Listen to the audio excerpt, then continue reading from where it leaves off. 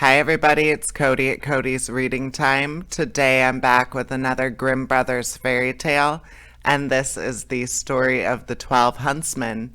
I hope you enjoy it. Here we go. There was once a king's son who had a bride whom he loved very much. And when he was sitting beside her and very happy, news came that his father lay sick unto death, and desired to see him once again before his end. When he said to his beloved, I must now go and leave you. I give you a ring as a remembrance of me.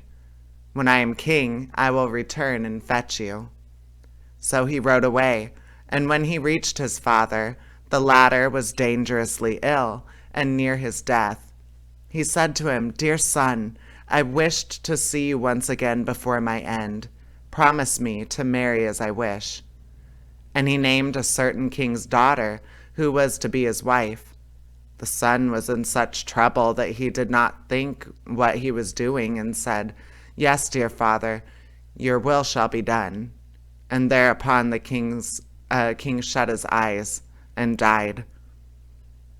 When therefore the son had been proclaimed king, and the time of mourning was over, he was forced to keep the promise which he had given his father, and caused the king's daughter to be asked in marriage. And she was promised to him. His first betrothed heard of this and fretted so much about his faithfulness that she nearly died.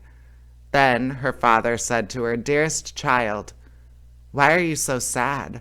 You shall have whosoever you will. She thought for a moment and said, Dear father, I wish for 11 girls exactly like myself in face, figure, and size. The father said, If it be possible, your desire shall be fulfilled. And he caused a search to be made in his whole kingdom, until 11 young maidens were found who exactly resembled his daughter in face, figure, and size. When they came to the king's daughter, she had 12 suits of huntsman clothes made, all alike, and the 11 maidens had to put on the huntsman's clothes, and she herself put on the 12th suit. Thereupon she took her leave of her father and rode away with them, and rode to the court of the former betrothed, whom she loved so dearly.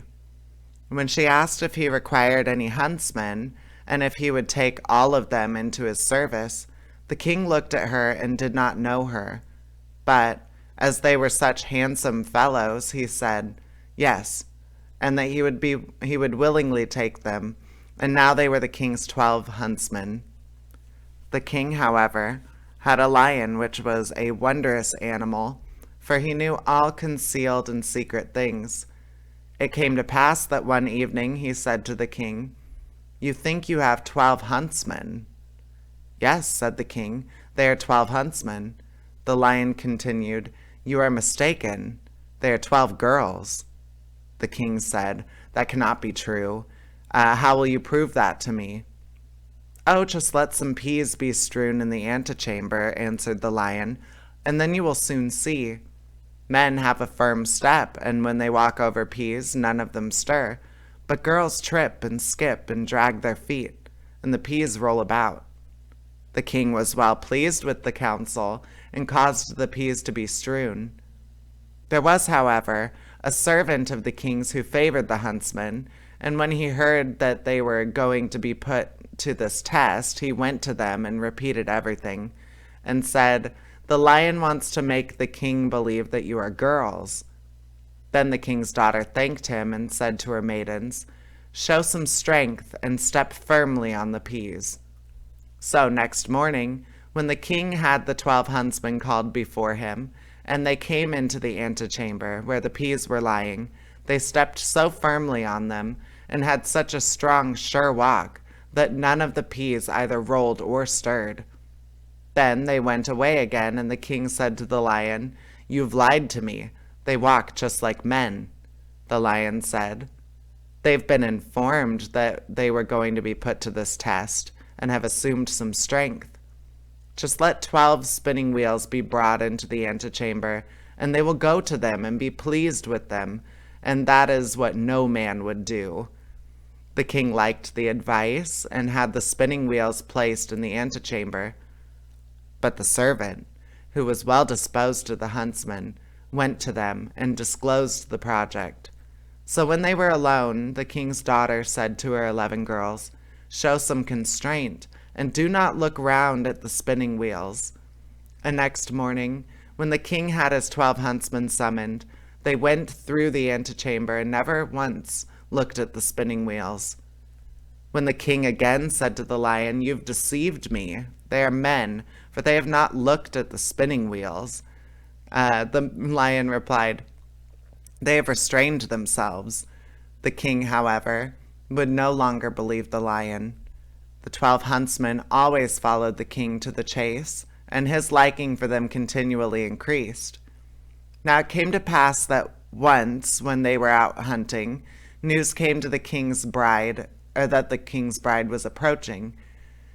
When the true bride heard that, it hurt her so much that her heart was almost broken, and she fell fainting to the ground.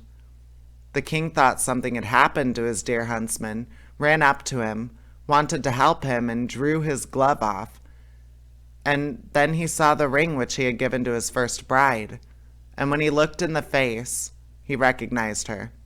Then his heart was so touched that he kissed her, and when she opened her eyes, he said, "You are mine, and I am yours, and no one in the world can alter that." He sent a messenger to the other bride, and entreated her to return to her own kingdom, for he had a wife already, and someone who had just found an old key did not require a new one. Thereupon the wedding was celebrated, and the lion was again taken into favor, because after all, he had told the truth. And that's the end of that story. I hope you enjoyed it, and please subscribe to my channel. I upload new stories for everybody to listen to every single day. Thank you so much, guys. Take care. Bye-bye.